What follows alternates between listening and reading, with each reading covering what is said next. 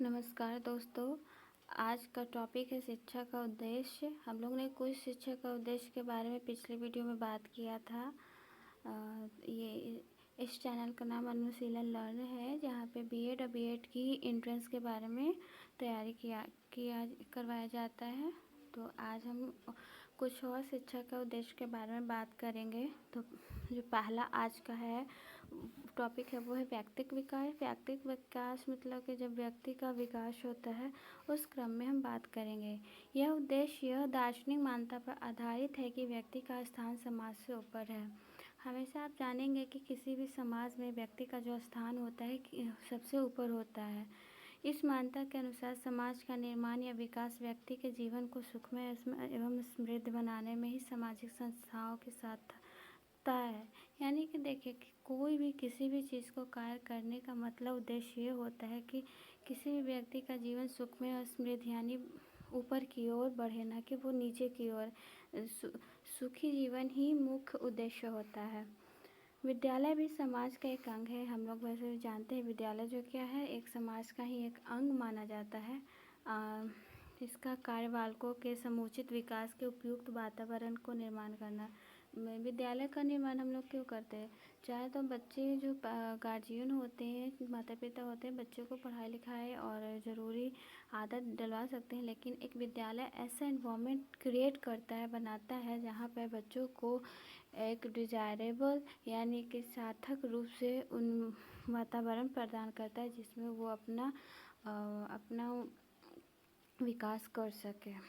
इसका कार्य बालकों के समुचित विकास के उपयुक्त निर्माण करना है। अतः शिक्षा का उद्देश्य व्यक्ति का उत्कर्ष होना चाहिए। सेकंड है सामाजिक उद्देश्य। तो सामाजिक उद्देश्य में मतलब शिक्षा का उद्देश्य क्या होगा? वो व्यक्ति का भलाई और सुखमय जीवन बनाने का कोशिश करेगा। उसके साथ ही सामाजिक उद्देश्य में आज हम लोग देखेंगे। सामाजिक उद्देश्य का मूलभूत मान्यता यह है कि मानव संसार में समाज को प्रमुख स्थान दिया है। मानव संसार में क्या है? संसार मानव संसार से ही है। तो क्या है? मानव संसार में क्या है? समाज को प्रमुख स्थान दिया और व्यक्ति की गौण यानी व्यक्ति दूसरे नंबर पे है। व्यक्ति समाज का ही अंग है, यानी व्यक्ति क्या है? समाज का एक अंग है और तथा समाज से अलग उसके अस्तित्व की कल्पना भी नहीं की जा सकती। यानी कि बिना समाज का कोई भी मनुष्य नहीं हो सकता। अतः व्यक्ति का हित समाज के हित में ही समाहित है। यानी कि क्या होगा? जब देखिए समाज का हित होगा तो खुद ब खुद व्यक्ति का, क्योंकि जब कोई व्यक्ति अच्छा काम करेगा तो क्या होगा? वो अपने समाज परिवेश का भी अच्छा करेगा, क्योंकि सारे लोग अगर अच्छे करेंगे तो वहाँ का समाज जो है वो भी अच्छे कार्य के लिए जाने जाएंगे। इसलिए शिक्षा का उद्देश्य यह भी है कि बालकों के प्रारंभ से ही समाज के प्रति दायित्व का भावना का विकास हो। यानी कि क्या है? शुरू से ही हम लोग अपने बच्चों में उसके क्या दायित्व हैं समाज के प्रति, ये हमें बताना चाहिए, भावना डालना चाहिए।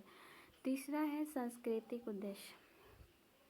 कुछ विद्वान बालकों को सांस्कृतिक विकास करना शिक्षा का उद्देश्य मानते हैं। कुछ जो विद्वान हैं वो सांस्कृतिक विकास को प्रथम उद्देश्य मानते हैं, क्योंकि संस्कृति ही मनुष्य को सभ्य सुसंस्कृत बनाई है। यानी कुछ लोगों का मानना है कि संस्कृति जो है वो मनुष्य को सभ्य और सुसंस्कृत बनाई है। इस शिक्षा को व्यावहारिक रूप से यूनान के एथेंस की शिक्षा में स्पष्ट रूप से प्रकट हुआ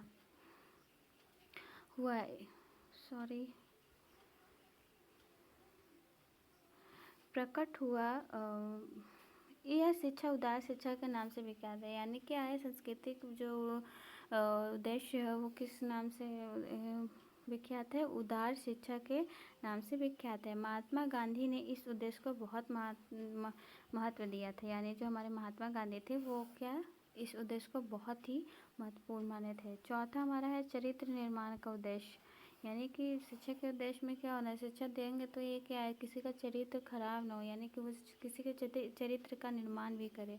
तो अनेक शिक्षा शास्त्रियों के अनुसार शिक्षा का उद्देश्य सुंदर और सुदृढ़ चरित्र का निर्माण करना है। यानी कि शिक्षा का क्या उद्देश्य? किसी को सुंदर और सुदृढ़ चरित्र, यानी कि वो चरित्र से भी अच्छा हो, किसी के बारे में नेगेटिव थॉट न रखता हो, अनेक शिक्षा शास्त्रियों जैसे रॉज रसेल, रेमॉन्ड आदि ने शिक्षा का उद्देश्य के रूप में चरित्र निर्माण को महत्वपूर्ण माना। यानी ये सारे लोग हैं शिक्षा शास्त्री हैं, उन्होंने क्या है उद्देश्य क्या माना है, चरित्र निर्माण को बहुत महत्वपूर्ण माना है। हमारा पांचवा जो है लोकतांत्रिक भारत की नागरिकता की शिक्षा। लोकतांत्रिक भारत में नागरिकता की शिक्षा। भारत में नागरिकता की शिक्षा प्रदान करने का नितांत आवश्यक है। यानी कि जो भारत के लोग हैं वो हम लोग जानते हैं बहुत पढ़े लिखे नहीं है, लेकिन जो साक्षरता दर है बहुत कम है किसी भी देश की तुलना में, अधिकतर देश की तुलना में, ताकि इसीलिए भारत के नागरिक को शिक्षित करने के लिए जोर दिया जाता है, ताकि आज के नवोदित भारतीय समाज के नागरिकों को अटूट देश प्रेम, व्यापक सामाजिक आस्था, भावात्मक संतुलन तथा शारीरिक और मानसिक दृष्टियों के बालक बालिकाओं स्वस्थ एवं राजनीतिक दायित्व आदि में कुशल बनाया जा सके। यानी कि उद्देश्य ऐसा हो, शिक्षा ऐसा दिया जा सके जो मानसिक, शारीरिक, भावात्मक संतुलन, बालक को स्वस्थ, राजनीतिक दायित्व आदि में कुशल बनाया जाए, वो कर सके भविष्य में, ऐसी शिक्षा दिया जाए। क्योंकि एक शिक्षा का मुख्य उद्देश्य है कि बालक को सक्षम बनाना, किसी भी क्षेत्र में वो बना सकता है। इस तरह से हमने शिक्षा के उद्देश्य के बारे में देखा कि शिक्षा का मुख्य उद्देश्य रूप से क्या उद्देश्य होना चाहिए। वैसे तो शिक्षा के बहुत सारे उद्देश्य हो सकते हैं, मेरे विचार से जीविकोपार्जन ही शिक्षा का मुख्य उद्देश्य होना चाहिए। समुचित जीविकोपार्जन के बिना कोई भी व्यक्ति ना तो अपने तथा अपने सामाजिक चिंता कर सकता है। देखो वैसे सारे उद्देश्य बहुत ही इम्पोर्टेंट है, लेकिन जो मुख्य रूप से वो जीविकोपार्जन उद्देश्य बहुत ही महत्वपूर्ण माना गया है। और जब तक व्यक्ति खुद का अपने ही चिंता करेगा या फिर समाज की, जब तक खुद नहीं वो अपने आप को एक कुशल बनाएगा, तब तक वो अपने समाज की, अपने आसपास की कुशलता नहीं कर सकेगा। ओके, और शिक्षा के बारे में हम और अगले वीडियो में पढ़ेंगे। Thank you and have a nice day.